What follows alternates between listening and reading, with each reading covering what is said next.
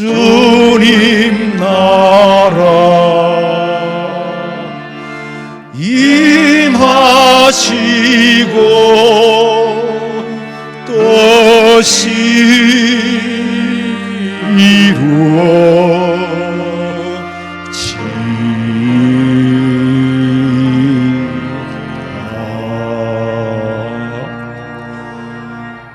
내 영혼아, 네가 어찌하여 낙심하며 어찌하여 내 속에서 불안해하는가?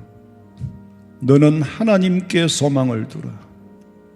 그가 나타나 도우심으로 말미암아 네 하나님을 여전히 찬송하리로다.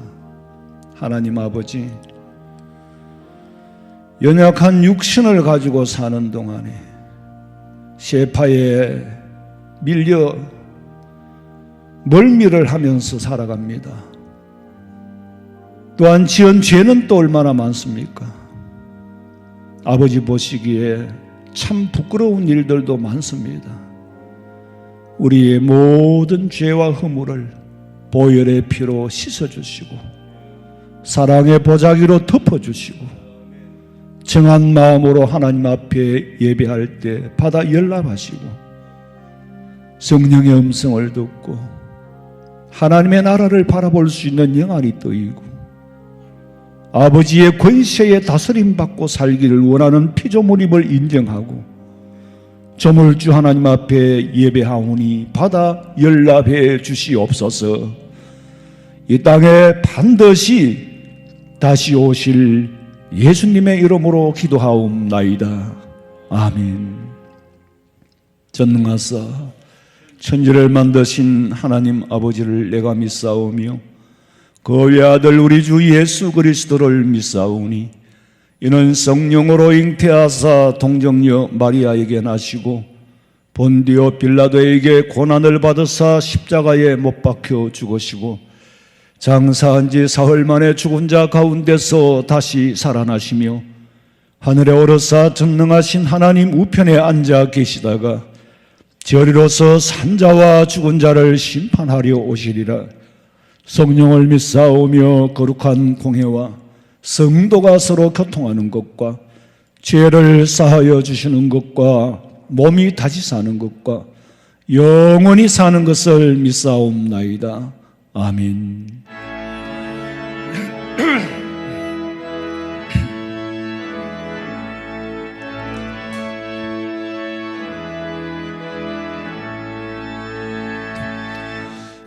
빛나고 높은 보좌와 그 위에 앉으신 주 예수 얼굴 영광이 해같이 빛나네. 해같이 빛나네. 나 이제 생명 있음은 주님의 은혜요. 저 사망 권세 이기니 큰 기쁨 넘치네. 큰 기쁨 넘치네. 아멘.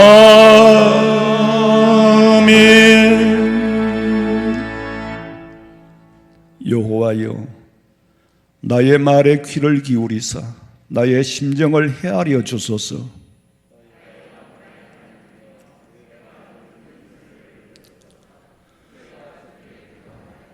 여호와여, 아침에 주께서 나의 소리를 들으시리니 아침에 내가 주께 기도하고 바라리이다.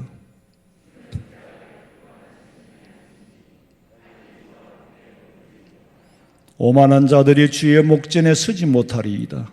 주는 모든 행악자를 미워하시며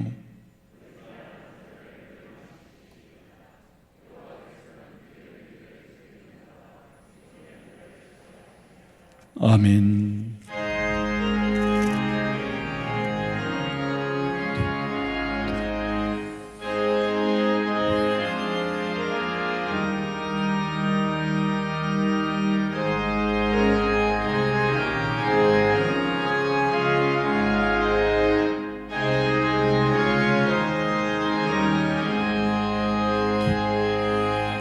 예수가 우리를 부르는 소리 검성 부드러워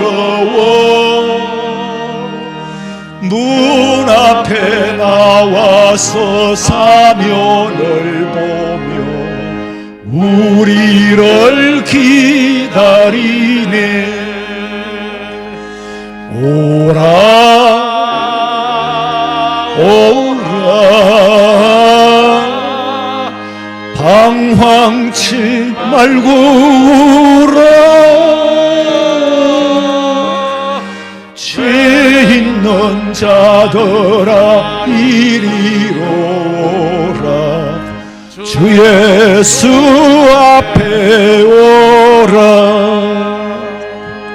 간절히 오라고 부르실 때에 우리는 지체하랴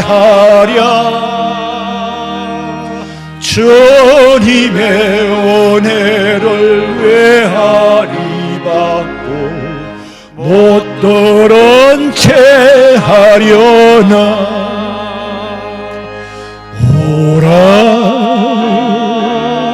오라 방황치 말고 오라 죄 있는 자들아 이리로 오라 주 예수 앞에 오라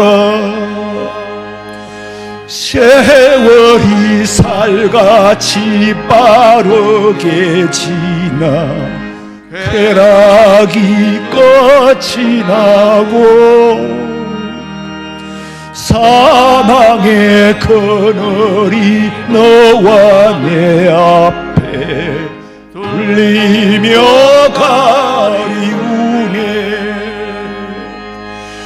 오라 오라 방황치 말고 오라 죄 있는 자들아 이리로 오라 주 예수 앞에 오라 우리를 위하여 예비해 두신 영원한 집이 있어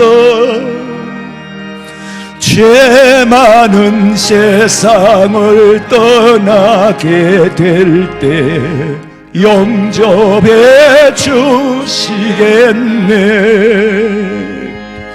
오라 오라 방황치 말고 오라 죄 있는 자들아 이리로 오라 주 예수 앞에 오라.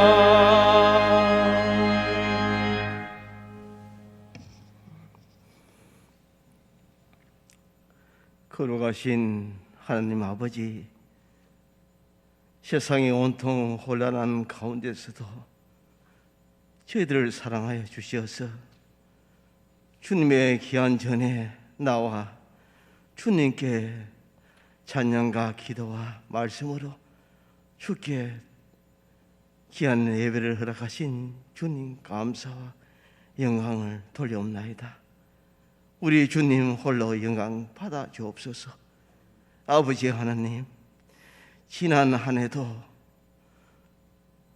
혼란한 가운데서도 우리 주님의 귀한 건속들 눈동자같이 지키시고 인도하여 주셔서 신화를 맞이할 수 있는 귀한 은총 베풀어 주심을 감사합니다.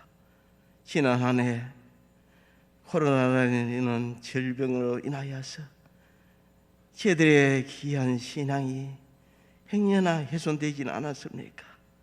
아버지 하나님, 불쌍히 여기시고 긍휼을 베풀어 주셔서 이 한 해를 온전히 주님께 모든 것을 맡기고 말씀 중심, 기도 중심에 주님과 동행하는 삶이 될 수 있도록 주님 우리의 심령들을 붙들어 인도하여 주시옵소서.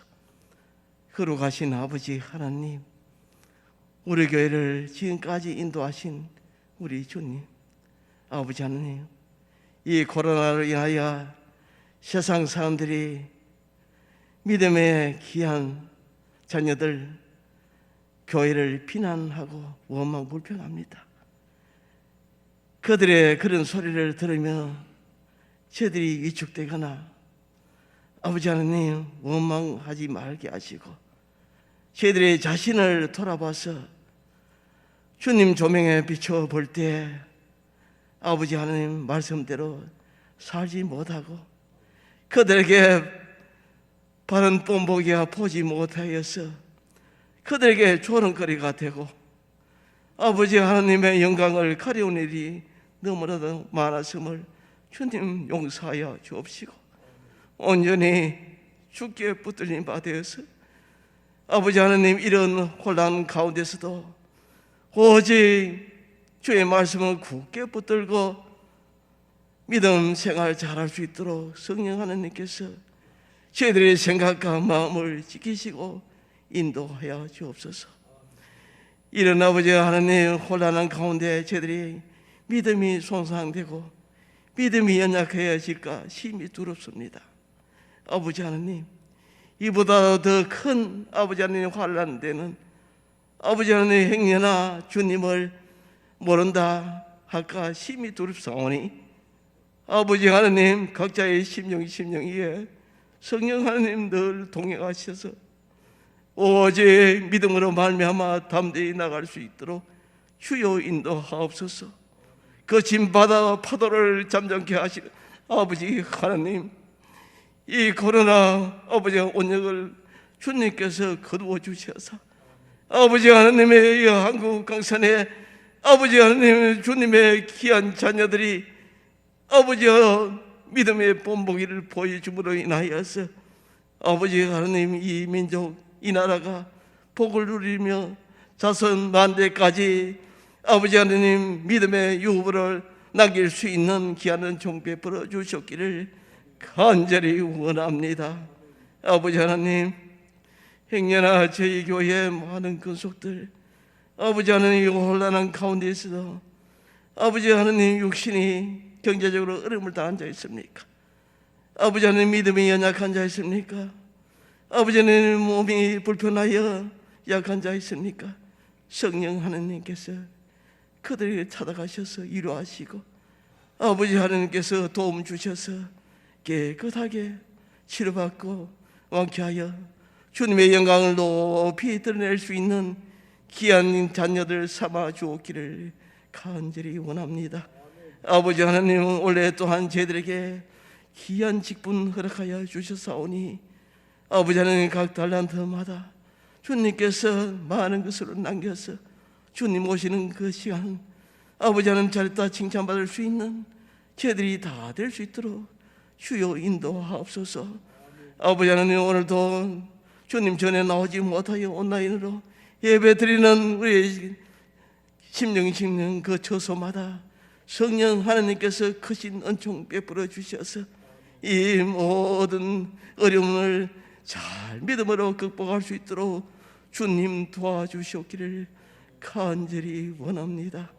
우리 주의 건석들 군문으로 타지역 타국에 가 있는 것들 어느 곳에 있을지라도 주님의 귀한 자녀의 분분을 다하게 하시고 주님의 크신 은혜 속에 가는 그들이 되겠어 주님의 영광 높이 드러내며 주님을 기쁨을 줄 수 있는 주의 건석들 되게 하옵소서.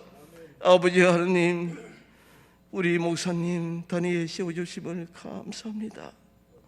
이 어려운 시기에 이 교회를 이끌어나기에 부족함이 없도록 성령 하나님께서 늘 동행하시고 인도하옵시며 돌같이 죽어든 심령, 불안한 자들의 심령, 영의 양식을 오늘도 선포하실 때 그 말씀 한마디 한마디가 저희들의 심령 깊은 곳에 아버지 하나님 자리하여서 이 어려운 시기를 잘 극복할 수 있도록 믿음의 귀한 자녀의 법문을 다할 수 있도록 주님 도와주시옵기를 간절히 원합니다.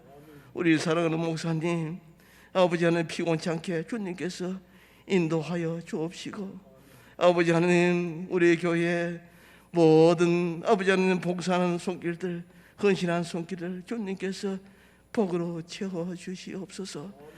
감사드리오며 다시 오실 예수님 이름으로 기도드리옵나이다.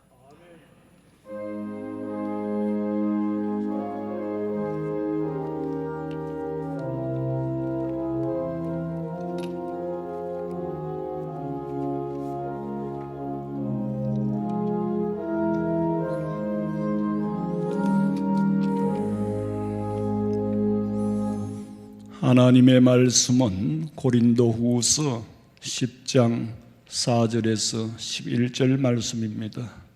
고린도후서 10장 4절에서 11절 말씀까지 제가 봉독해 드리겠습니다. 우리의 싸우는 무기는 육신에 속한 것이 아니요 오직 어떤 견고한 진도 무너뜨리는 하나님의 능력이라. 모든 이론을 무너뜨리며 하나님 아는 것을 대적하여 높아진 것을 다 무너뜨리려고 모든 생각을 사로잡아 그리스도에게 복종하게 하니 너희의 복종이 온전하게 될 때에 모든 복종하지 않은 것을 벌하려고 준비하는 중에 있노라. 너희는 외모만 보는도다. 만일 사람이 자기가 그리스도에게 속한 줄 믿을진대 자기가 그리스도에게 속한 것 같이 우리도 그러한 줄을 자기 속으로 다시 생각할 것이라. 주께서 주신 권세는 너희를 무너뜨리려고 하신 것이 아니요 세우려고 하신 것이니 내가 이에 대하여 지나치게 자랑하여도 부끄럽지 아니하리라. 이는 내가 편지들로 너희를 놀라게 하려는 것 같이 생각하지 않게 합니다.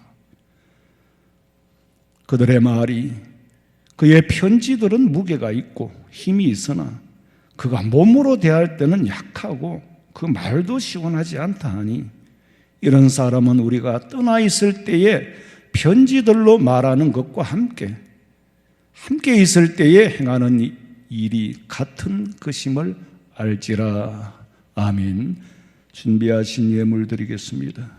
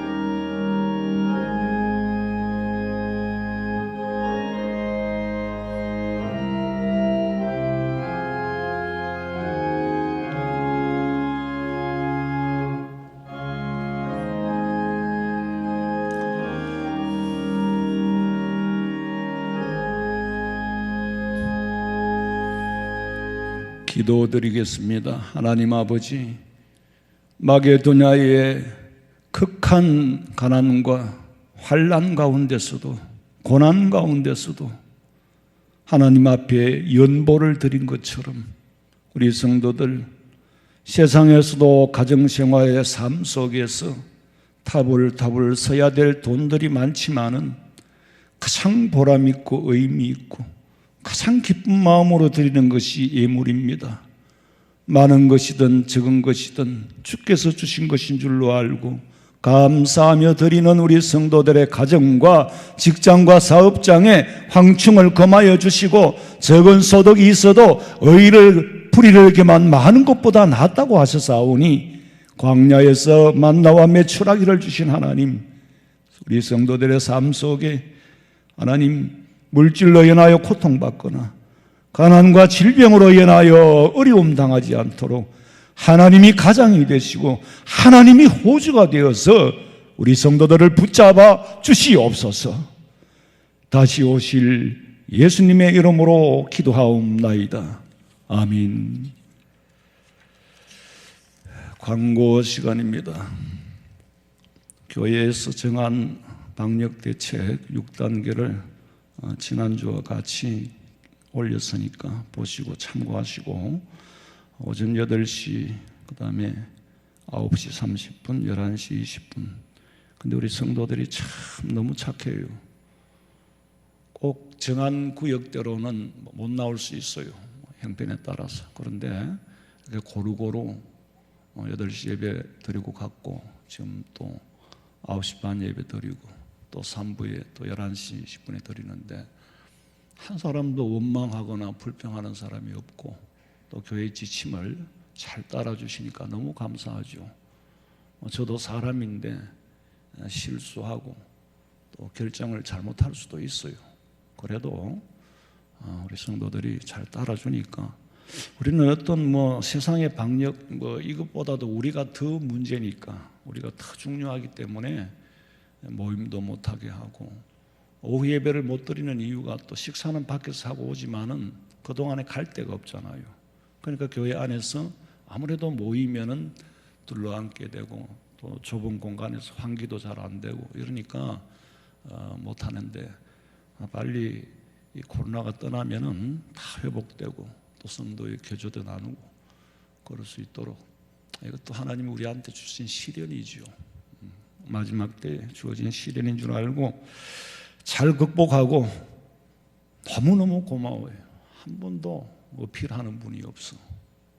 그러면 내가 참 마음이 아주 무거울 건데, 꼭 한 몸같이 그냥 이렇게 움직이니까 목사 마음도 가볍고, 가벼운 게 딴 게 가볍겠어요? 이 상황에서 가벼운 거지. 그리고 수요일, 이번 수요일하고 금요일 예배는 정상이 비정상이 없죠. 예배는 어디든 되는데 좌우간 교회에서 수요 예배를 드리고 금요 철야 기도회를 합니다. 그래서 새벽 기도는 여러분 좀 귀찮으시더라도 5분 영상, 그거는 간단하지만은 사실 요새 이 문자가 많이 들어오니까 그거 처리하는데도 막 귀찮고 짜증스러울 거예요. 그래도 한 번이라도 말씀 듣고 그 끄트머리 한 3분 정도만 기도해도 돼요. 너희는 오래 기도해야 들으시는 줄로 아느냐. 간단 명료하게 하루에 한 번씩이라도 하나님하고 소통하는, 하나님 감사합니다. 그건 일 깨워주는 거죠. 기도해라 그러고 이제 문자를 보내는 건데, 그러면은 감사합니다. 마지막 때 영혼을 뜨고 성령의 음성을 듣고 하나님 주시는 영적인 권세로 탐욕을 가지고 믿음 지키게 해달라고.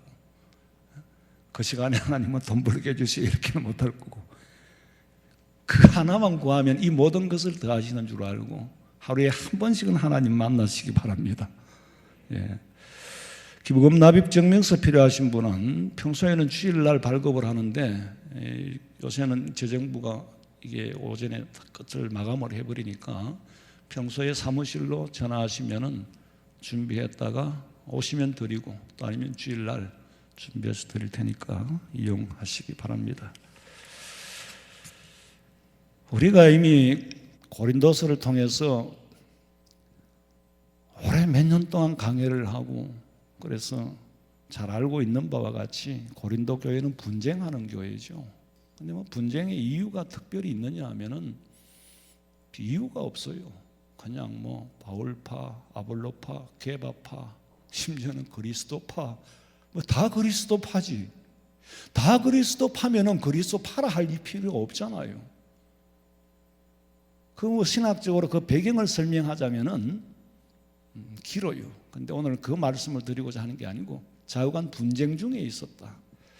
가정에서나 친구 관계나 이런 일들도 보면 큰일 때문에 부부간에 싸우는 게 아니에요.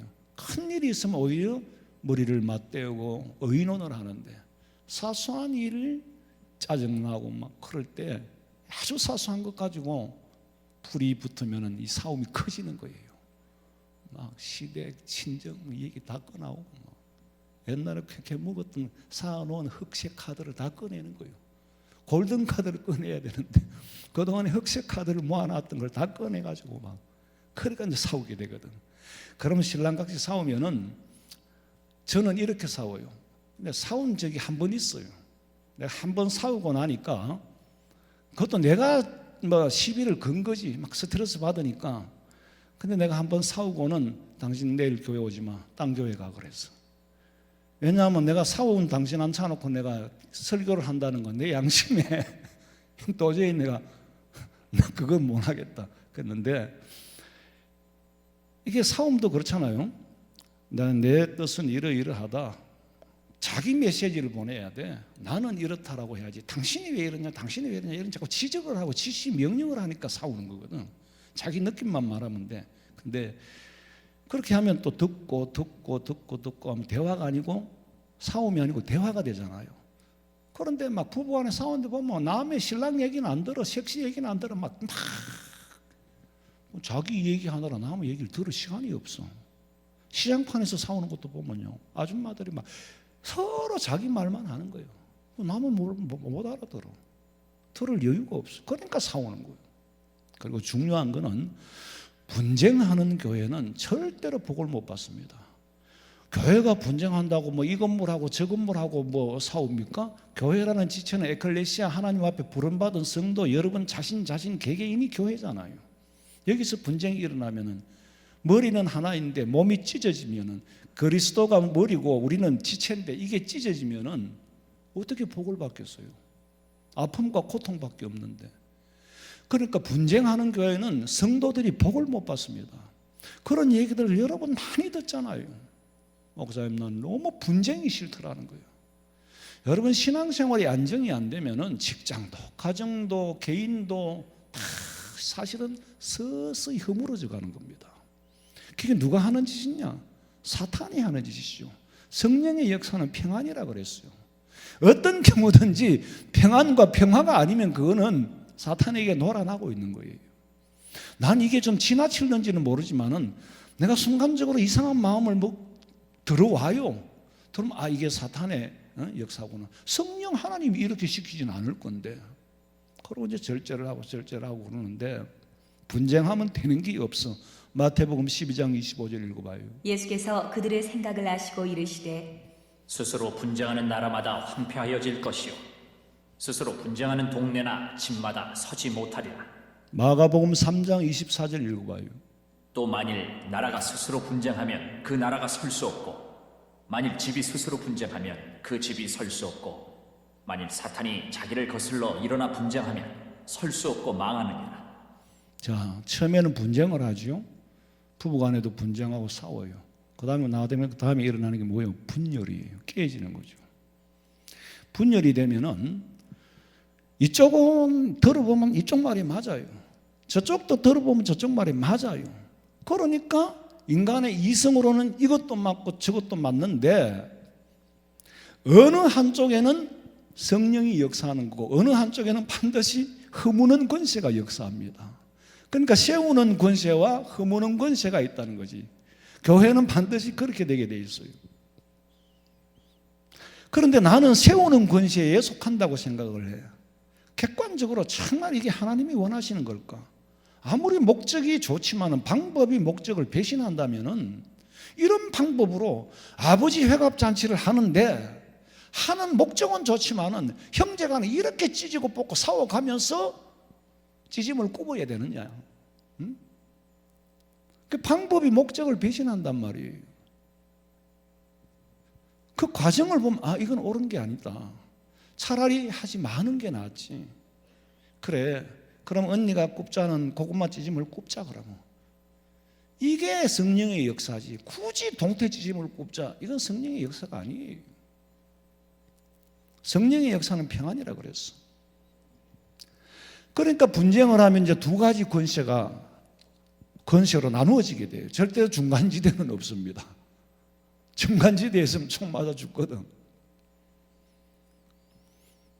근데 예수님께서는 하나님의 나라를 세우는데 그 권세를 사용을 합니다.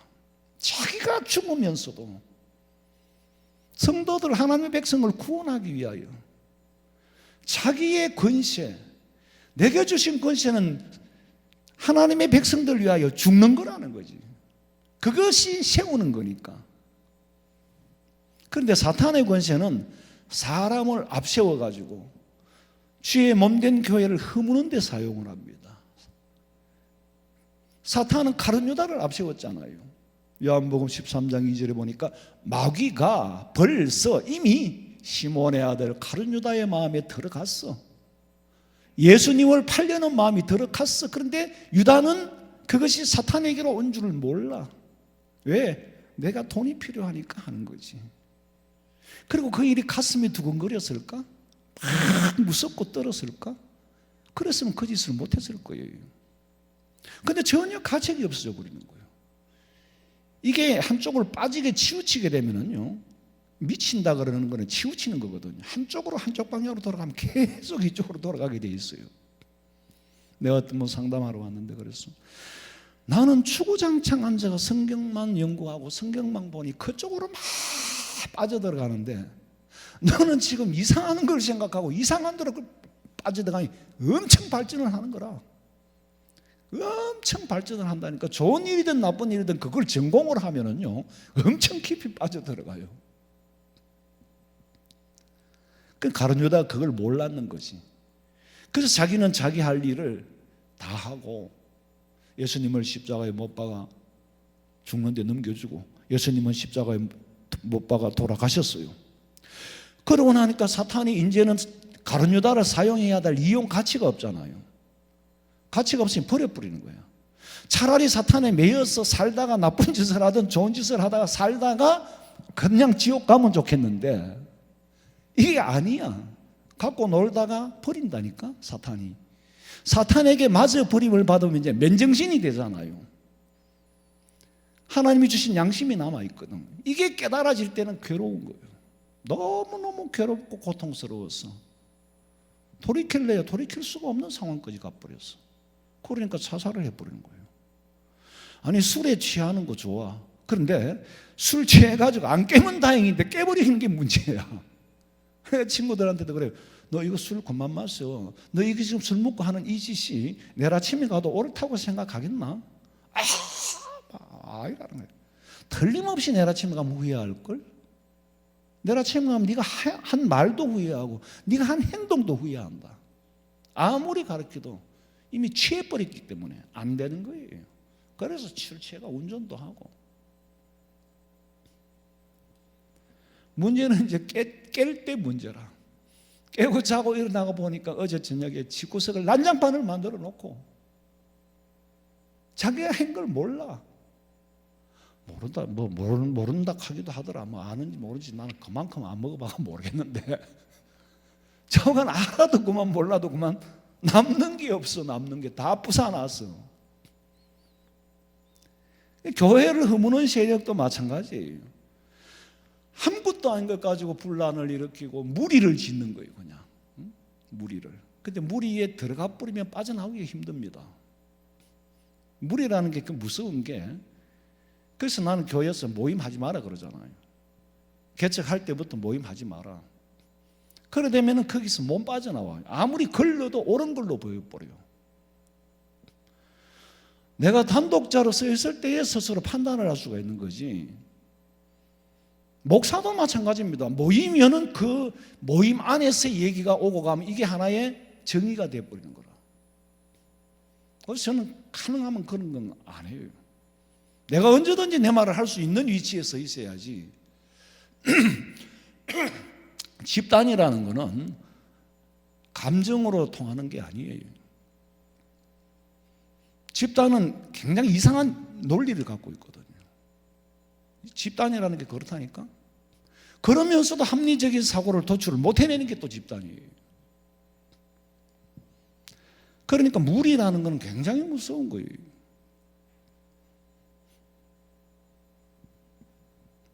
교회를 허무는 세력이 혼란하게 만드는 거예요. 그러니까 이 무리들은 논리도 없고, 예를 들어서 우리 교회가요, 어떤 누구하고 협상을 하는데 내하고 너하고 같으면 얘기가 되지만은 교회라는 거는요, 감정으로 또 통하는 데가 아니잖아요. 1대1은 너하고 내하고 인정상 이렇게 주고받고 하지만은 이 집단이라는 것은 또 그런 감정에는 또 안 휘말립니다. 근데 사탄이 역사하면 또 한번 감정의 단체가 돼버리면 이건 문제예요. 마태복음 27장 22절을 읽어보시오. 빌라도가 이르되 그러면 그리스도라 하는 예수를 내가 어떻게 하랴? 그들이 다 이르되 십자가에 못 박혀야 하겠나이다. 빌라도가 이르되 어찌 미냐? 무슨 악한 일을 하였느냐? 그들이 더욱 소리질러 이르되 십자가에 못 박혀야 하겠나이다. 하는지라. 자, 이게 지금 무슨 꼴입니까? 예수님을 데려다 놓고 빌라도 재판장 앞에 데려다 놨는데, 빌라도는 앞만 봐도 죄가 없는데 너희들이 십자가에 못 박아 죽이라고 하는데 예수가 무슨 죄를 짓느냐? 무슨 죄를 짓느냐고 이 재판장이 지금 묻고 있는데도 무리들은 그 말을 안 듣습니다. 아예 들리지도 않고. 왜? 스스로의 함성 때문에 재판장이 정죄를 뭐 때문에 정죄하느냐라고 물어도 안 들리는 거예요. 그리고 이미 분위기가 그쯤 돼버리면은 합리적인 사고를 가진 사람이 몇몇 있다 하더라도 그 함성에 묻혀서 힘을 발휘를 못합니다. 빌라도의 재판장의 생각도 그 함성에 떠밀려가 결국에는 사형 선고를 내렸잖아요. 그래서 이 무리라는 게 무서운 거예요. 허무는 세력이 그래서 집단화가 되면 엄청 무서운 거죠. 그렇게 해서 무리의 함성에 의해서 재판을 하고 그 결과가 예수님을 십자가에 못 박아 죽이고, 그럼 이스라엘 백성들에게 남은 건 뭡니까? 한 세대를 넘기지 못하고 이스라엘이 멸망했잖아요. 예수님은 33살에 십자가를 지셨다면 주 70년에 로마 디도장군에 의해서 멸망을 했으니까 37년 만에 한 세대를 못 넘기고 이스라엘은 패망하고 전 세계로 흩어진 디아스포라 나그네가 돼가지고 5만 가지 풍상을 겪고, 그게 언제까지? 2000년, 1945년까지. 그리고 마지막에 2차 대전 종말에 히틀러에 의해서 600만이나 세계 곳곳에서 학살을 당한 후에 종지부를 찍었습니다. 왜 이런 역사가 일어나느냐? 우리는요, 허무는 세력이 득세를 하게 되면 어떻게 역사가 허물어지는가를 분명히 성경을 통해서 보고 있습니다. 이스라엘의 역사는 한 나라의 역사가 아니에요. 온 인류의 역사의 바로미터잖아요. 이스라엘 백성들을 선민이라고 하는데, 그럼 이스라엘 백성들만 구원받은 선민이냐? 그런 건 오해예요. 이스라엘 백성들을 하여금 그 지구본을 보면 거기 무대 스테이지의 중심이에요. 그걸 이스라엘 백성들로 통하여서 이민족에게 이루어지는 일이 온 인류 사회의 교과서다. 시범 케이스다. 축소시켜서 보여준 거잖아요. 남의 나라 얘기를 우리가 역사를 왜 자꾸 이렇게 얘기합니까? 이스라엘의 역사는 성경의 역사예요. 성경은 하나님의 역사입니다. 이거는 온 인류에게 다 적용됩니다. 마귀라는 놈은요, 어디를 가든지 피 터지게 사움을 붙여놓고 그거 보고 실컷 구경하다가 박수치고 놀다가 이제 싸우는 것도 1, 2년이지 한 5, 6년 싸우면 힘이 다 빠지잖아요. 예수쟁이들이 얼마나 깡아리가 있는지요. 술 먹고 싸운 사람 술 취하면 끝나는데 이건 끝도 안 나요. 한 5, 6년 싸우다 보면은 교회는 황폐해지고 그 이제 재미가 없잖아요. 이제 힘이 빠져가 이제 뭐 복싱을 하는데 둘 다 힘이 빠져서 재미가 없잖아요. 그 이제 마귀가 떠나가 버리는 거예요. 그러고 나면 남은 건 뭐요? 폐허밖에 또 있습니까? 이렇게 우리가 객관적으로 이게 사탄이 하는 일이다. 이게 지금 우리가 놀아나고 있는 거다. 그걸 분별할 수 있는 게 영안인데, 영안이 없으면은 그 치트가 싸우느라고 정신이 없는 거예요. 분쟁의 배후에는 반드시 사탄이 있습니다. 그래서 사탄에게 틈을 주지 마라. 에베소서 4장 26절에 보니까 분을 내어도 죄를 짓지 말고 해가 지도록 분을 품지 말고. 왜? 마귀에게 틈을 주기 때문에. 틈을 주지 마라.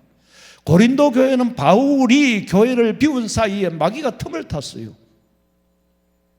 그 마귀가 어디서 왔습니까? 계시록 12장 12절 읽어보세요. 그러므로 하늘과 그 가운데 거하는 자들은 즐거워하라. 그러나 땅과 바다는 화 있을진저 이는 마귀가 자기의 때가 얼마 남지 않은 줄을 알므로 크게 분내어 너희에게 내려갔습니다 하더라. 분을 내어서 내려왔어. 왜? 자기 때가 얼마 남지 않은 줄 알고 분을 내어서 내려와가지고 교회 안에도 스며들고 목사한테도 탈을 씌우고 성도들은 안티 기독교인을 만들고 목사마저도 안티로 만드는 거예요.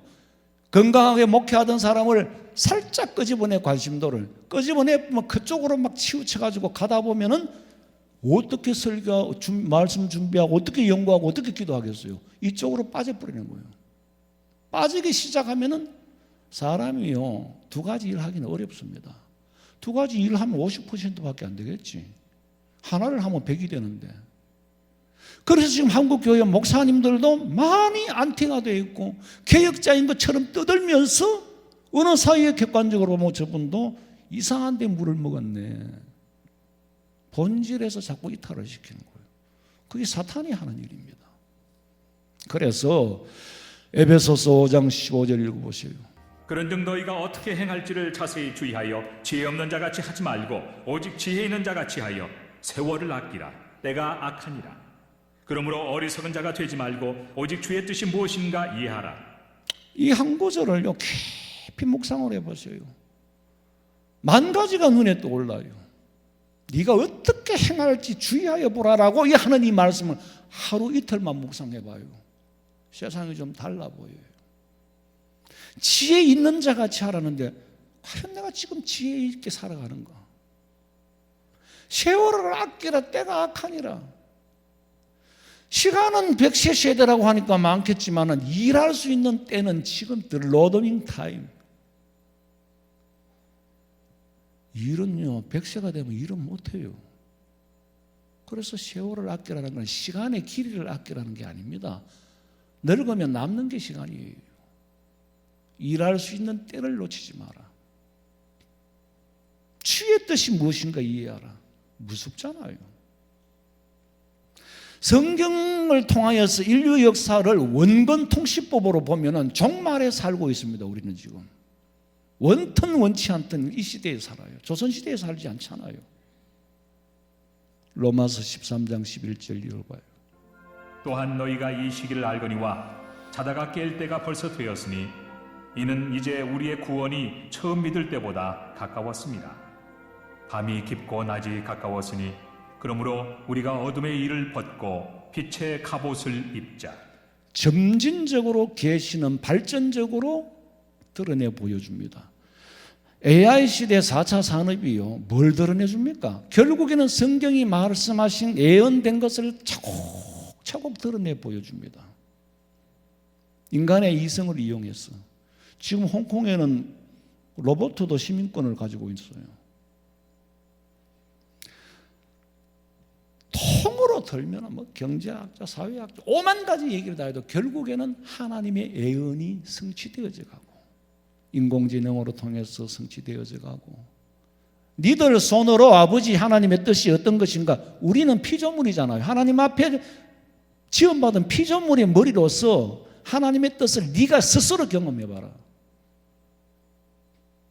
발전이라고 하지만 사실은 그 속에서 하나님은 계시를 드러내 보이는 겁니다. 그러니까 곡식과 가라지가 있고 알곡과 죽정이가 있고 양과 염소가 있는데 이게 이제 구분될 날이 가까우니까 발짝발짝 뛰는 거예요. 이게 예수님 말씀하지 그물이 물 바다에 있을 때는 괜찮은데 뛰노는데 그물 안에서 쓱 그다 올리면은 둘 중에 하나예요. 버림을 받든지 선택을 받든지. 버려지는 게 좋은 거면 버려질 거고 새끼는 버려질 거고 굵은 거는 잡을 거고 어쨌거나 구분이 된다는 얘기지. 고린도 교회가 무슨 진리 때문에 싸운 게 아니에요. 교회는요 진리에 관한 일이 아니면은 싸우면 안 돼요. 교회를 건축하면서 유리창을 여기 내자 저기 내자 입구를 여기 내자 저기 내자 오만 얘기들이 다 있어도 굳이 이게 진리에 관한 얘기가 아니면은 그럼 그렇게 하세요. 그렇게 합시다. 그렇게 가야지. 집 짓다가 사와가지고 난리가 나고. 그 누구를 위한 집이냐? 그건 진리에 관한 게 아니잖아요. 정말로 교회 분쟁을 보면은요, 절대로 진리 때문에 싸우는 게 아닙니다. 인간들이 생각하는 건 아무리 해봤자 49 아니면 51이라. 호불호가 다 있어요. 나쁜 것만 있는 게 배우에 보면 이렇게 하면 좋은 것도 있어요. 내가 고집을 팍 바꾸게가지고 해놓고 나면 그 일 다 내가 책임져야 돼요. 돌아보면 나도 잘못한 게 있단 말이에요. 그게 인간이거든. 사람의 주장 때문에 일어나는 분쟁은 아무런 덕이 없어요. 분쟁 후에 얻은 것은 난장판이 된 것밖에 없어. 마가복음 26장 31절에 보니까 내가 목자를 치리니 양의 떼가 흩어지리라. 마귀는 목자를 치면 양이 흩어진다는 거 예수님도 알고 사탄도 알아요. 그렇기 때문에 바울을 향하여서 어쨌거나 바울이 복음 전하고 사역하는 일에 전념하지 못하도록 바울의 마음을 자꾸 끓는 거야. 심지어는 인신공격을 합니다. 고린도 교회는 바울이 피눈물을 흘리며 세운 교회인데 그 바울이 세운 고린도 교회도 사탄에게 조종을 받고 보니까 흐무는 세력의 조절을 받고 보니까 바울이 만만때때하게 보이는 거예요. 만만때때하게 보여요. 그러니까 인신공격을 서슴지 않고 하는 거예요. 그래서 고린도후서 오늘 10장 7절 봐요. 너희는 외모만 보는도다.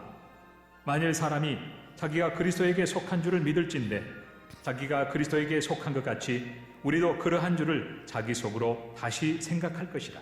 그러니까 지금 바울이 말하는 외모는 내 생긴 것도 뭐 볼품도 없지만 그걸 말하는 게 아니에요.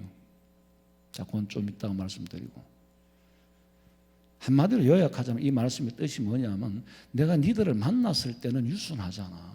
뭐 1대1로 만나고 또 뭐 두세 사람 만났을 때는 앉아서 대화를 하니까 참 유순하게. 그것도 바울의 모습입니다. 소탈하고 그것도 바울의 모습이라니까. 그런데 무리를 대할 때는 그리고 또 고린도 교회가 분쟁이 일어나니까 바울이 멀리서 편지를 보내는 거야. 그러니까 니들 싸우면 안 된다. 강력한 메시지를 보내는 거예요.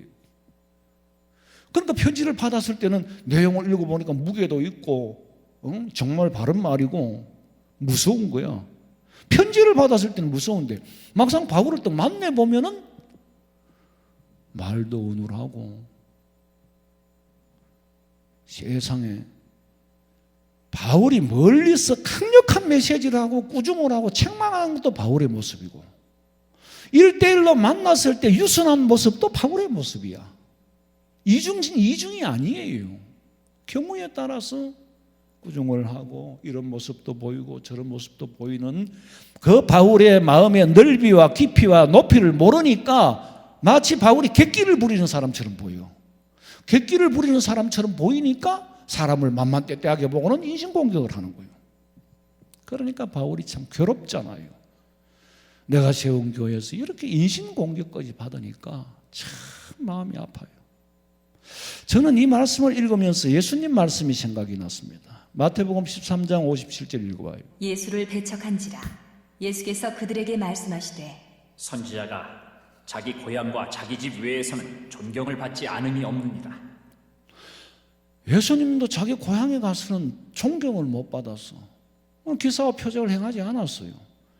바울은 다른 데서는 다 존경받는데 비단 자기가 직접 피눈물로 2년이나 있으면서 바울이 2년 동안 있은 적이 없어요. 그 고린도 교회를 세웠는데 거기서 인신공격을 받으니까 얼마나 마음이 아프겠어요.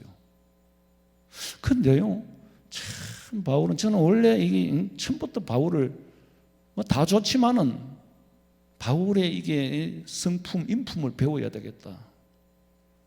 바울은 끝까지 조심스럽게 덕을 세우면서 그들의 잘못을 차근차근 일깨워주면서 자기 입장은 분명히 표명을 합니다. 10장 1절부터 읽어보세요. 너희를 대면하면 유순하고 떠나 있으면 너희에 대하여 담대한 나 바울은 이제 그리스도의 온유와 관용으로 친히 너희를 구원하고 또한 우리를 육신에 따라 행하는 자로 여기는 자들에 대하여 내가 담대히 대하는 것 같이 너희와 함께 있을 때 나로 하여금 이 담대한 태도로 대하지 않게 하기를 구하노라. 무슨 말씀이냐 하면은 대면할 때의 유순한 모습도 내 모습이고 멀리서 편지로 꾸지람을 하는 것도 내 모습이다. 본체는 변하지 않았다. 그런데 니들은 멀리 있으면 담대하다고 하는데 니들이 말하는 담대함은 혈기를 말한다. 내가 멀리서 니들한테 편지를 보낼 때에 꾸중을 한다고 혈기로 쓴 편지인 줄로 아느냐? 그렇다면 내가 그런 혈기 있는 사람으로 너희들과 만나고 싶지는 않다. 그러니 그런 혈기로 만나지 않도록 니들이 좀 알아서 해라. 담대함을 혈기로 오해를 하는 거예요. 바울도 혈기는 있지요. 전과자잖아요. 스데반을 돌로 쳐 죽이는 일에 앞장서고 배후에 조정했던 사람이요. 스데반을 돌로 죽인 사람들이 우통을 벗어가 바울의 발 앞에 두었잖아요. 왜? 바울에게 내가 이렇게 충성했다라고. 바울이 두목이에요. 그런데 그 바울이 예수님 영접하고 성령 받고부터는 완전히 변했기 때문에 그런 거지, 속성은 근성은 남아있을 수 있어요, 혈기가. 그러나 나는 내 권세를 그렇게 혈기로 쓰지는 않고 싶다. 허무는 일에 쓰고 싶지는 않다. 남에게 상처 주는 일에 쓰고 싶지는 않다. 그리고 바울이 하는 말이 내게도 권세가 있다. 8절 읽어보세요. 주께서 주신 권세는 너희를 무너뜨리려고 하신 것이 아니요 세우려고 하신 것이니 내가 이에 대하여 지나치게 자랑하여도 부끄럽지 아니하리라. 나도 니들을 벌할 수 있고 치리할 수 있는 권세가 있지만은 내게 주신 이 다스리는 치리의 권세는 덕을 세우는 데 쓰면 썼지 나는 무너지게 하는 데는 쓰고 싶지 않다. 부족한 사람이 있으면 타일러서 가꾸어 나가야지. 내 성질대로 그렇게 권세를 남용하고 싶지는 않다. 그래서 내가 서는 권세는 아무리 자랑하여도 부끄럽지 않다라고 담대하게 말합니다. 아니 그쯤 됐으면 이제 좀 깨달아야 되는데 이 사탄은요 굉장히 끈질기잖아요. 계속해서 인신공격을 합니다. 10절 읽어보세요. 그들의 말이 그의 편지들은 보면은 그들은 누구예요? 고린도 교인들이 하는 말이 바울의 편지들은 읽어보면 무게가 있고 힘도 있는데 직접 몸으로 만나보면은 약하고 말도 어눌하고 참. 그럼 편지가 무게 있게 썼으면 사람도 무게 있게 봐야지. 만났을 때 그 유약한 모습, 유약해서 유약한 게 아니고 사람을 만났으니까 이제 오감으로 느끼니까 대화하기가 쉽잖아요. 그런데 뭐 굳이 뭐 화를 내고 그럴 필요가 뭐가 있어요? 꾸지람할 필요도 없어요. 다 이러면 돼요. 서신으로는 다 이러는 게 한계가 있어요. 유약해 보이니까 강하게 해야 돼. 근데 영안이 어두운 사람은 겉은 보고 속은 못 봐요. 그러니까 겉을 보고 자꾸 바울을 공격하는 거예요. 만만때때해 보이니까. 제가 이 말씀을 묵상하면서 27년 전에 일이 떠올랐어요. 처음에 교회를 여기 세울 때에 철공소 하던 자리니까 뭐 철공소가 서래때 지붕이고 뭐 그 뭐 때깔을 입히봤자 뭐 한계가 있잖아요. 그냥 이제 공사를 하면서 마당에 이제 이 세멘트를 한참 뿌려야 되는데 그 레미콘 차를 이제 옆에 주유소에 대야 돼요. 나는 이제 그때 참 고물 중고차를 하나 타고 이제 기름을 넣으면서 넣고 돈을 주고 하는 말이 우리 여기 레미콘 좀 대고 여기 차를 좀 그걸 좀 부어야 되겠다 그랬더니 안 된다는 거예요. 차 못 되게 하는 거예요. 아니 그 차 된다고 마당에 따른 것도 아니고. 그런데 이게 기존으로 있던 사람들은 자기 영역을 침범해 오는 것 같아서 굉장히 위기감을 느끼고 불안해하는 것 같아요. 그리고 또 사람도 보면 뭐 젊은 사람이 그때는 젊었잖아요. 젊은 사람이 뭐 중국 고물차나 타고 고물차나 수리하려고 하는 창고나 뭐 철공소 그거 사가 오는 사람이 뭐 제대로 뭐 사람이 꼴이 뭐겠나 그래 싶었겠지. 그러니까 안 된다고 딱 잘라서 말을 하더라고. 그렇게 무시하고 하대를 받았어요. 근데 어느 날 새 차를 탁 타고 기름을 넣으러 갔어. 갔더니 각듯이 인사를 하더라고. 세상에 어떻게 사람이 이렇게 변할 수가 있냐? 차한테 인사를 하는 건지 사람한테 인사를 하는 건지 모르겠어. 변한 거는 차지 사람이 아니야. 중고차 고물차를 타고 왔던 그 떼떼거리는 거 타고 왔던 그 사람이 오늘 새 차 타고 온 그 사람이야. 당신이 인사하는 그 사람이 어제까지는 하대받던 사람이야. 그런데 차를 보고 사람을 평가하는 거야. 바울이 그 말을 하잖아요. 오늘 11절에 보니까 이런 사람은 우리가 떠나 있을 때의 편지들로 말하는 것과 함께 있을 때 행하는 일을 같은 거를 좀 알아라. 어제 그 사람이 오늘 이 사람이다. 사람이라는 존재의 속을 보지 않고 겉을 보는 거예요. 근데 인간은 또 어쩔 수가 없는가 봐. 그러니까 옛날에 왕비들은 보면 막 머리 이렇게 하고 막 치장을 하잖아요. 왜?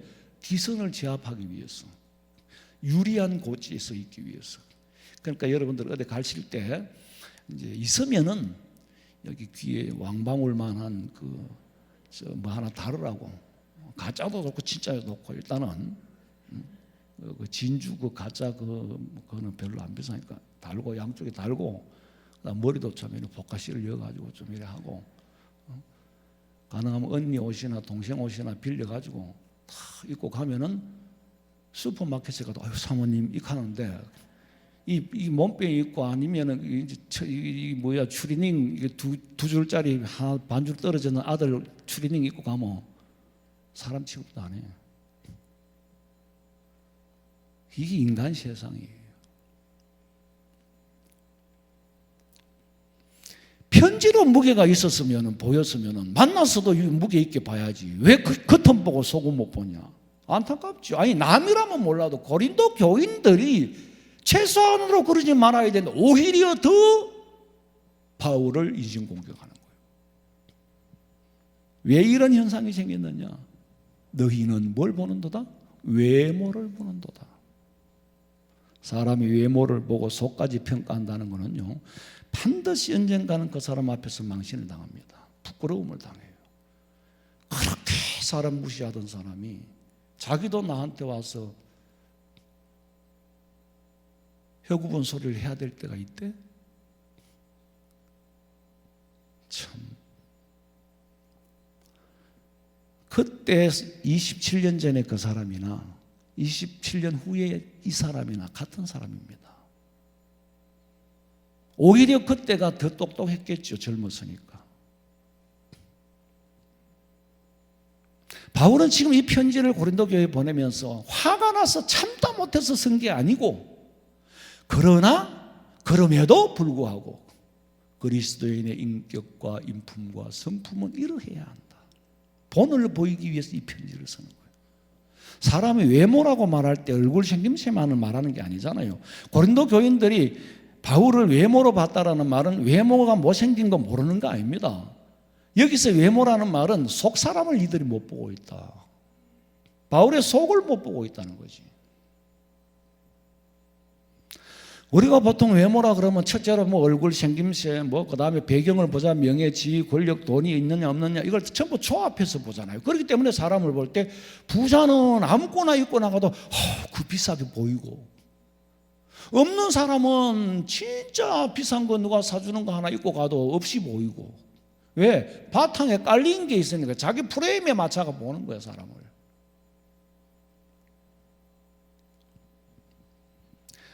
바울에 대한 그 풍채로 말하면은 그 구전으로 전해지는 거나 테큘라라는 책의 구전을 전해오는 건데, 바울의 키가 넉자였대요.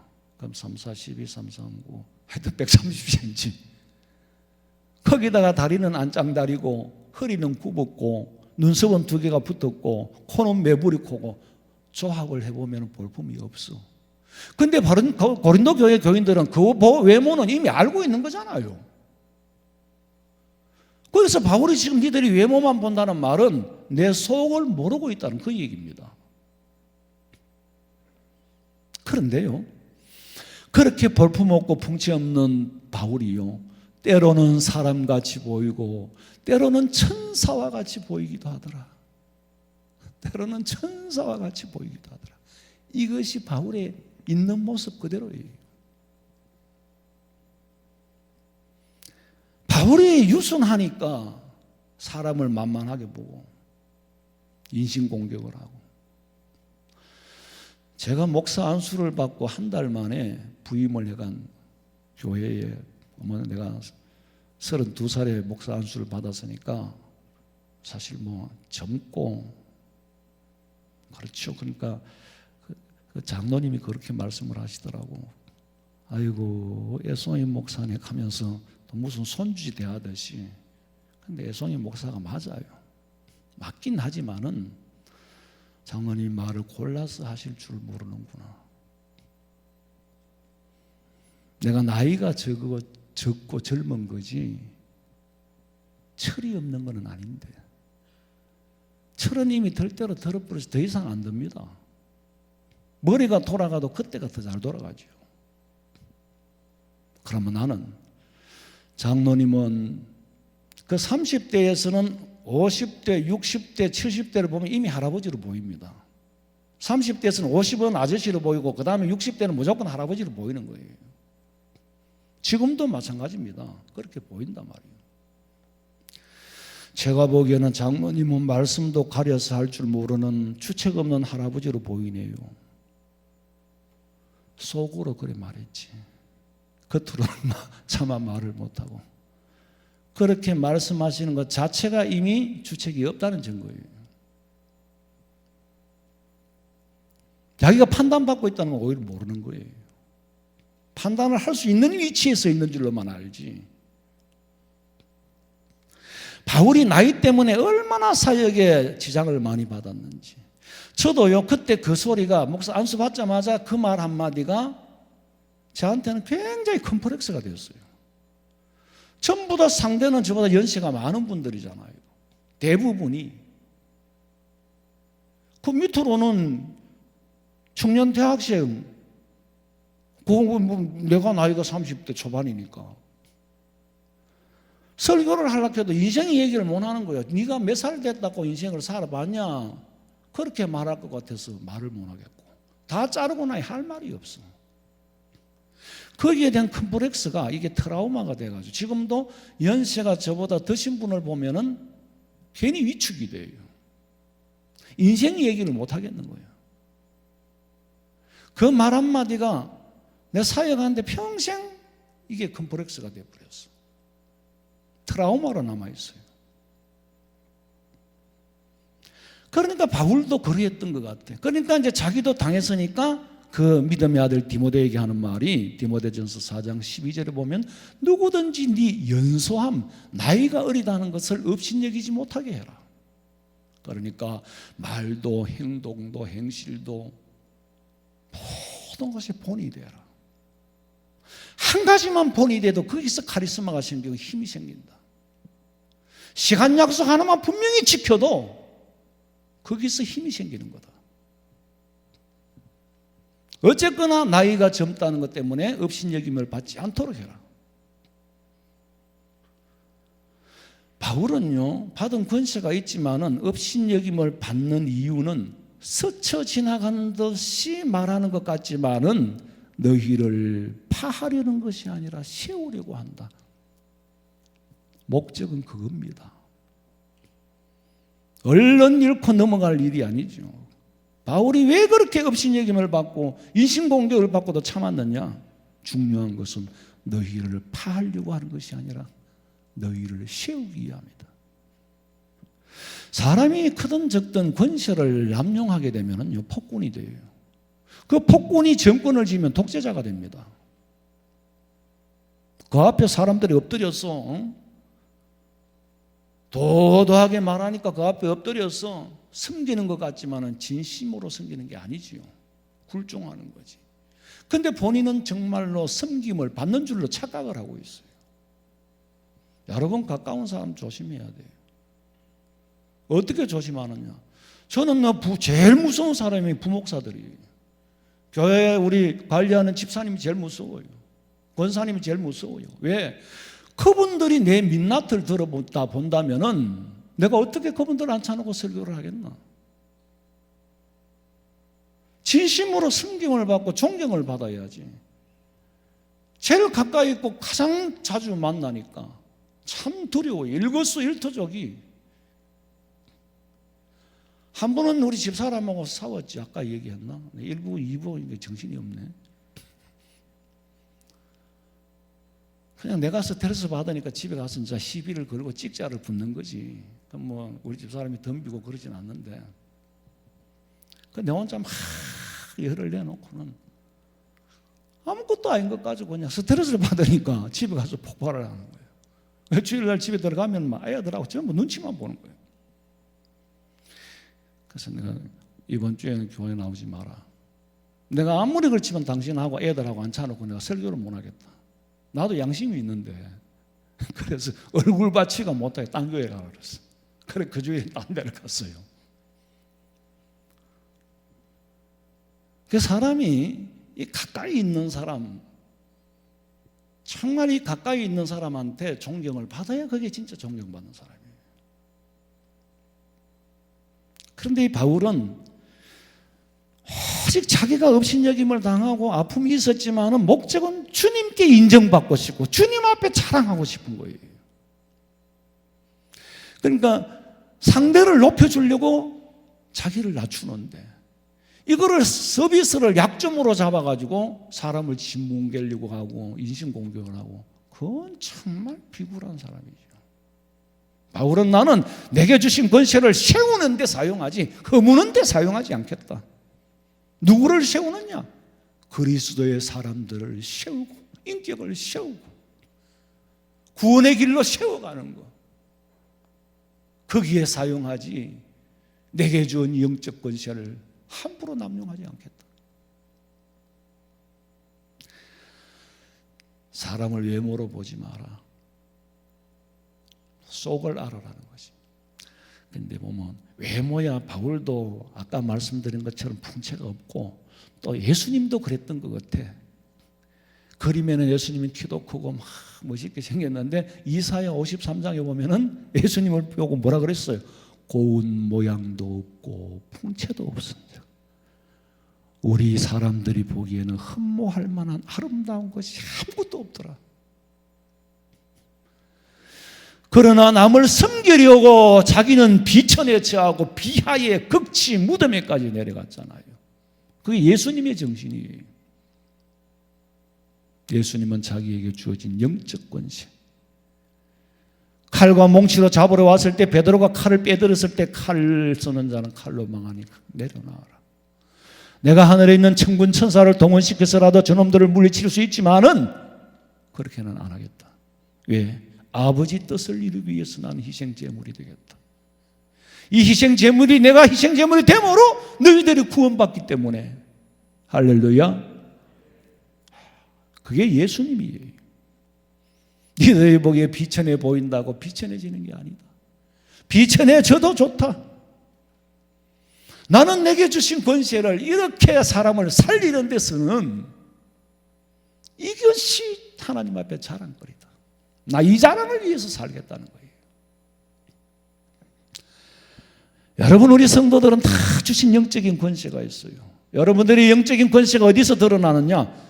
점하는 집에 가가지고 점하고 굿하는 집에 가가지고 내가 앉아있으면 이 신이 안 내려야 돼. 이게 대가 안 흔들려야 그게 진짜 예수쟁이야.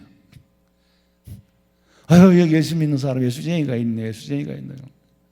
마귀 사탄은 그렇게 예수쟁이를 두려워해. 왜? 우리가 영적인 권세를 가지고 있기 때문에.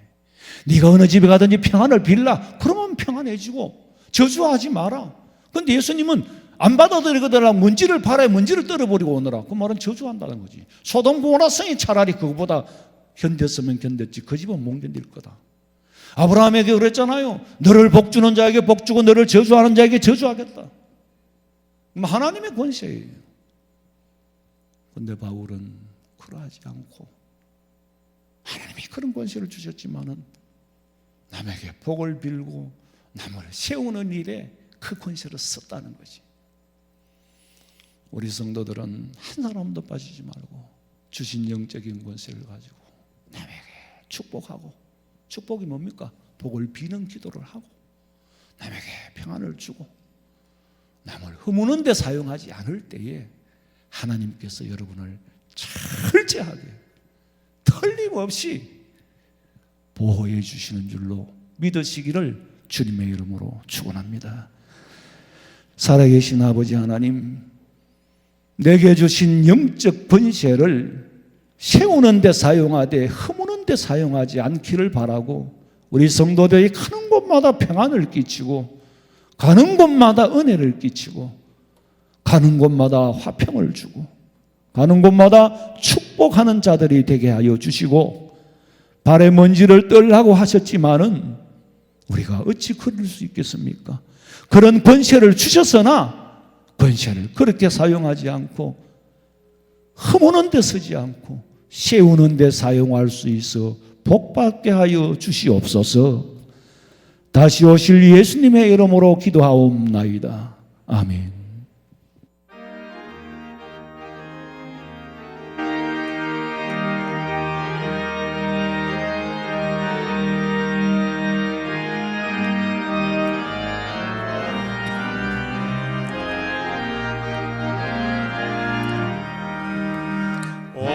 길 따르라 의의 길 세계 만민의 주의 이 길 따라서 살기를 온 세상에 전하세